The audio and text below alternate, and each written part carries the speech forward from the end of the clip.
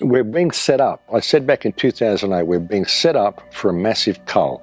They're getting everybody packed into cities, getting you all dependent upon food trucks, and all they've got to do is shut that down. And with this system they're putting in place, if you don't go along with it, you'll simply get shut out of the system. You know, if your biometrics, you know, if you're not part of it and you don't take the vaccine, you won't be able to do anything. You won't even be able to leave your home the way it's going. You won't be able to go and buy anything. You won't be able to purchase anything. And if you do get it, once, you know, if your biometrics get down, if you'll get down on social credit points or whatever, they simply lock you out. You won't be able to open your car. You won't be able to open your house. You won't be able to go shopping. You won't be able to do anything. So it's complete and utter control. That's where they're going with it. And COVID-19 is the excuse for it. So, you know, you can see why they're shutting everything down and shutting all the talk down.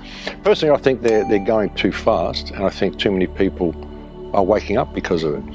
I think we've forced them to go too fast through the stuff that's happened recently, like with Epstein and all the exposing of the royal family, the massive pedophile rings that are running this earth. Even this government here in this country, it's you know, it's so sordid what these people are up to.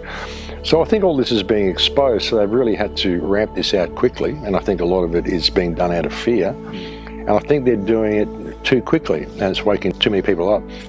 And even with the brutality, I think it's twofold. In some ways, they want a pushback. They want the pushback now before too many people wake up, so everybody doesn't push back. They just, a few thousand people, that's fine. If we get a few crowds of a couple of thousand, that's fine. But if the whole country starts pushing back, they're screwed. So they need to try to push people into a pushback now, and at the same time discourage anyone else from wanting to get involved by being really brutal to those who do push back. You know, hoping those who are pushing back now will get more violent, more aggro, so they can declare martial law and you know, not let the easing of the lockdown happen. But you know, it's important that we don't get out on the streets and get, you know, violent with the protests. But it's important that we wake people up and we stop complying with the lockdown. But speaking about movies, is how have they sort of prepared us for all this to feel as if it's normal, and that we want it, and how they made us believe that this virus is real? Like, how have they scared us so much? Well, yeah, through movies like Contagion and all that sort of stuff. You know, it puts it out there, which shows people what could happen if there was a pandemic. But it's all Hollywood. You know, you look out in the real world, none of this is happening. You know, but the predictive programming in movies act like they've got to tell us what they're doing. There's some sort of universal law that they've got to put it out there and tell us what they're doing. It's in your face. But movies act as a pressure relief valve for people as well. It's like a ball game. You know, you can go to a movie theater and you can live your life vicariously through the hero of the movie. And you know, you see this terrible dystopia that's been created, but then the hero saves the day. But it's always a lone hero. You know, it's always a lone hero, and you can't do it without this special person, you know. So it puts that predictive program in there. It also, you come out of the movie feeling this sigh of relief that the world's been saved. So if they didn't have action movies and these sorts of hero movies, there would have been a revolution years ago. You know, if they didn't have ball games and you couldn't go and cheer on your team and all this tribal stuff that they put there, because this is basically appealing to your tribal instincts, ball games and different colours and different political parties and all this sort of stuff. Just get in there and root for your guy, you know. So, you know, it's all pressure relief valves that they put in place to do this. It's all about the setup, and they've been... It is, and they've prepared us through the movies and through Hollywood. But like I said, they've got to tell us what they're doing, you know. But they disempower us through that as well. And the programming, you know, the programming that you just get through television, the dopamine and the alpha waves and everything they do. When you think about it, like I was saying, when you think about this being a Lucifer system that is setting up and is getting its virtual life from us, you can think of every person who plugs into the computer, who is on their phone, as a neural node of the brain that we are creating. You know, people should reopen their businesses and people should go and support them. Everybody should support them. And everybody should reopen. Everybody should just go back to what they're doing, but do not send your kids back to these schools. You know, they're bringing in new regulations where the parents can't walk onto the school grounds. So as soon as the kids go in there, that's it. They're at their mercy, whatever they're going to do to them. And if they're enforcing this type of social distancing in Australian schools, as what we've seen in Quebec and other countries, This is psychological abuse of children, and it should not be tolerated. And any politicians that have put legislation in demanding that this is what happens in schools need to be removed from office immediately and held accountable for psychological abuse of children.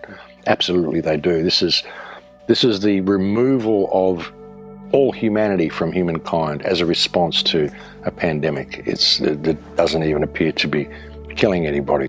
It's a complete restructuring of everything we know about society and about being human, and it will never go back to normal if people do not push back now. I mean, it never was normal to begin with, but it'll never go back to any semblance of normalcy or any type of social activity between people, or even what chance are kids going to have to just fall in love or anything, or live as a real human being if you're not allowed to touch anybody, So it's pretty disgraceful what's happening.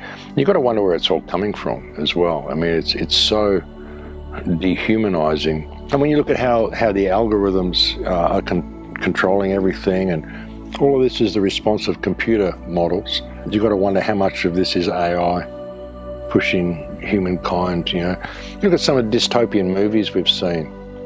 The only way to keep humankind safe. Remember the movie I, Robot? And the robots became self-aware, and they realized that all damage that humans suffered came from humans, and the only way to keep humans safe was to lock them all down completely. The only way to keep them safe from themselves.